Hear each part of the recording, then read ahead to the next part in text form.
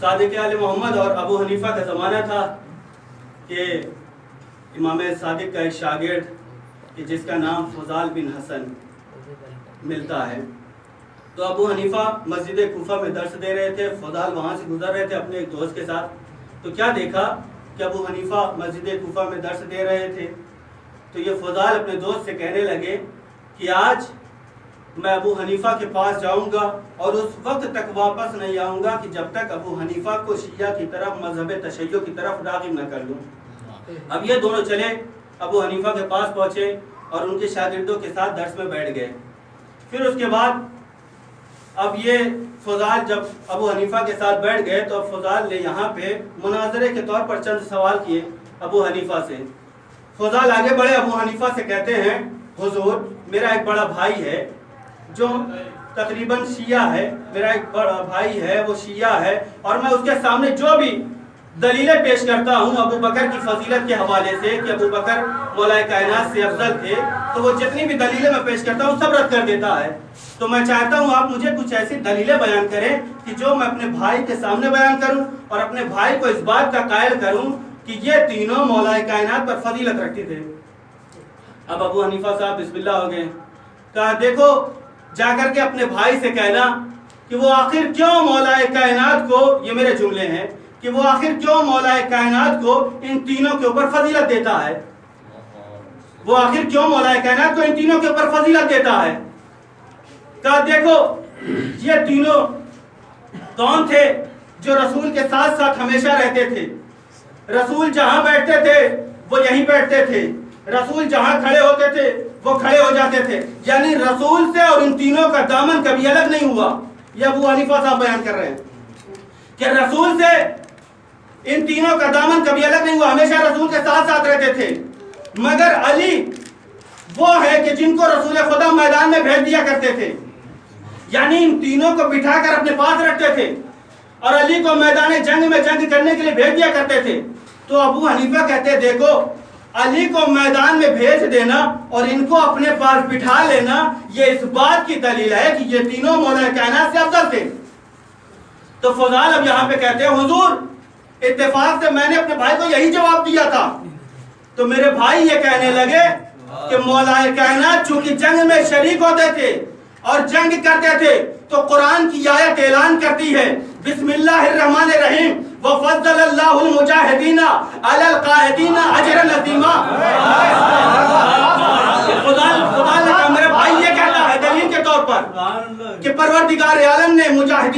مجاہدین کو قائدین کے اوپر اجر عظیم کے ذریعے سے فضیلت سے نوازا ہے۔ تو ابو حنیفہ کہتے ہیں اچھا ٹھیک ہے، اگر وہ اس دلیل کی کاٹ کرتا ہے تو اور آگے بڑھو۔ اچھا اب جا کر کے اپنے بھائی سے یہ کہنا کہ ابو بکر اور عمر یہ دونوں رسول کے پہلو میں دفن ہیں اور مولا کائنات مرقد رسول سے کوسوں دور ہیں، تو لہذا رسول کے پہلو میں سونا یہ ایک شرف کی بات ہے، افتخار کی بات ہے، اور رسول سے کوسوں دور سونا یہ کوئی افتخار کی بات نہیں ہوتی، لہذا رسول کے پہلو میں ان دونوں کا سونا اس بات پر دلالت کرتا ہے کہ کم سے کم یہ دونوں مولا کائنات سے افضل تھے۔ پھر اس کے بعد فضال کہتے ہیں حضور اتفاق سے میں نے یہی بات اپنے بھائی سے بیان کی تھی، میرے بھائی نے اس کے جواب میں یہ کہا، پھر قرآن کی آیت کہی کہ قرآن مجید میں اللہ ارشاد فرماتا ہے کہ بسم اللہ الرحمن الرحیم لا تدخلوا بیوت النبی الا ان یؤذن لکم، کہ نبی کے گھر میں بغیر ان کی اجازت کے داخل نہ ہونا، نبی کے گھر میں بغیر ان کی اجازت کے داخل نہ ہونا۔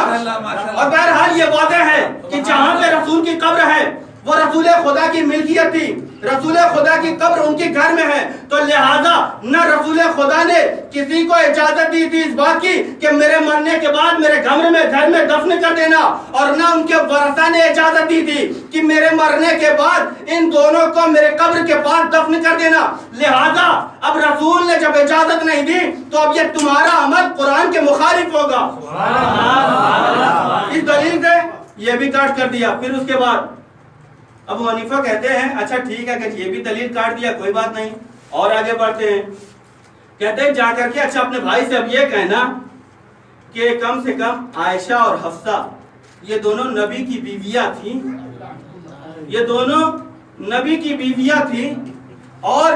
نبی کی مہر ان پر باقی رہ گئی تھی، یعنی نبی نے مہر کو ادا نہیں کیا تھا، لہذا ان دونوں نے اس مہر کے طور پر اپنے والد کو یہ ہبہ کر دیا تھا، اپنے والد کو دے دیا تھا، لہذا ان کی اس ہبہ کردہ یا ان کی دی ہوئی زمین پر ان کے والد دفن ہیں، یہ ابو حنیفہ نے کہا۔ پھر اس کے بعد فضال کہتے ہیں حضور اتفاق سے میں نے یہی جواب دیا تھا اپنے بھائی کو، لیکن میرے بھائی کا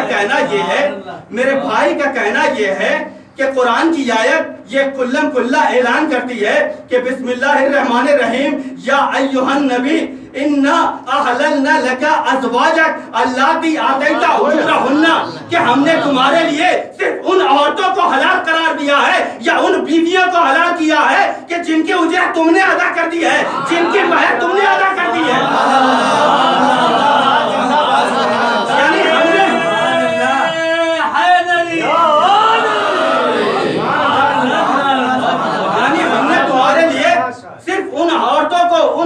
کو حلال کیا ہے کہ جن کی اجرت تم نے ادا کر دی ہے، لہذا قرآن کی اس روح سے کم اتنا تو پتا چلا کہ رسول نے اس آیت پر عمل کرتے ہوئے ان کی مہر ادا کر دی تھی، لہذا ابو حنیفہ یہاں پہ بھی رد ہو گئے۔ پھر اس کے بعد ابو حنیفہ کہتے ہیں اچھا ٹھیک ہے چلو یہ بھی مان لیا کہ رسول نے مہر ادا کر دی تھی۔ پھر اس کے بعد آگے ابو حنیفہ کہتے ہیں کہ جا کر کے اچھا اپنے بھائی سے یہ کہنا کہ کم سے کم اتنا تو مانتے ہیں کہ حفصہ اور عائشہ رسول کی بیوی تھی؟ بولے ہاں اتنا تو تسلیم کرتے ہیں کہ بیوی تھی۔ کہا تو وہ جو حق زوجیت تھا اس کی وجہ سے وراثت میں ملنے والی زمین کو عائشہ اور حفصہ نے اپنے والد کو دے دیا تھا۔ تو فضال کہتے ہیں حضور اتفاق سے میں نے یہ دلیل بھی بیان کی تھی کہ کم سے کم وراثت میں ملا، تو لہذا ان دونوں نے اپنے والد کو دے دیا۔ تو فضال کہتے ہیں حضور میں نے یہ دلیل بیان کی تھی، مگر میرا بھائی کہتا ہے کہ آپ تو اہل سنت ہیں، مگر آپ اہل سنت کا نظریہ یہ ہے، آپ تو اس بات کے قائل یہ ہے کہ نحنو معاشر الانبیاء لا نرث ولا نورث، کہ ہم انبیاء کا گروہ نہ وارث بنتا ہے نہ وارث بناتا ہے، کہ ہم گروہ انبیاء نہ وارث بنتے ہیں نہ وارث بناتے ہیں، تو لہذا اب یہ کیسے وراثت میں ملا؟ تو لہذا ارے تمہارے باپ دادا نے اور تمہارے اجداد نے اسی حدیث کے تحت تو بی بی زہرا کو فدیہ دینے سے منع کیا تھا۔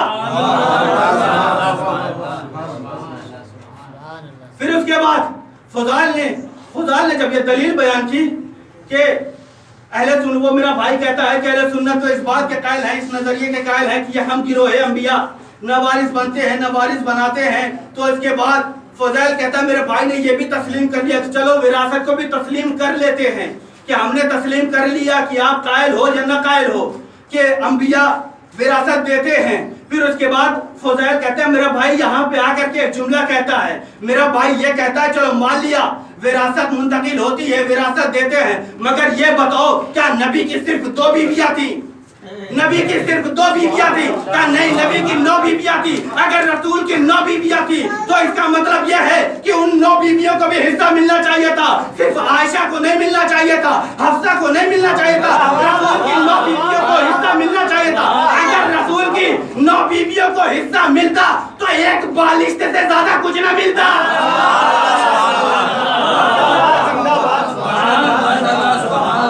یعنی اگر 9 بیویوں کو یہ حق ملتا تو ایک بالشت سے زیادہ کسی میں یہ حصہ نہ آتا، اور ایک بالشت میں کسی کی قبر تیار نہیں ہوتی۔ تو اس کا مطلب اب یہ صاحب آئے تھے مولا کائنات پر ان تینوں کو فضیلت دینے کے لیے، ان تینوں کی فضیلت کو ثابت کرنے کے لیے۔ ارے میں کہوں گا کہ جو غازبی مکان میں دفن ہو جائے وہ علی پر کیسے فضیلت پائے گا؟